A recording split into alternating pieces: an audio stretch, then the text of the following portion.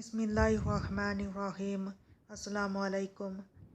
अगर खाना हज़म ना होता हो तो इस विर्द को करने से खाना बहुत जल्द हज़म हो जाएगा और तकलीफ़ भी नहीं देगा। इस वजीफ़े को हर कोई किसी भी वक्त कर सकता है और इस वजीफ़े को हमेशा के लिए करने का मामूल बना लें तो इंशाअल्लाह आपकी सेहत ख़राब नहीं होगी और खाना बहुत जल्द हज़म हो जाया करेगा। वजीफ़े को करने का तरीक़ाकार ये है कि आप जब भी खाना खाएं तो आप खाने पर 12 मरतबा अल्लाह का ये नाम या रहीमु 12 मरतबा पढ़ कर फूंक दें और फिर वो खाना खा लें। इसी तरह जब भी आप पानी पिएं तो पानी पर 12 मरतबा या रहीमु पढ़ कर पानी पर दम कर दें और पानी पी लें।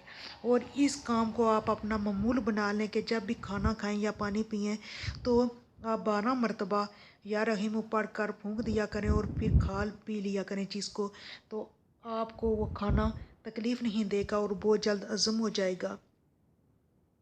आप इसको हमेशा के लिए मामूल बना लें तो आपकी सेहत भी ख़राब नहीं होगी और जो खाना हज़म ना होने की प्रॉब्लम है आपको वो भी ठीक हो जाएगी।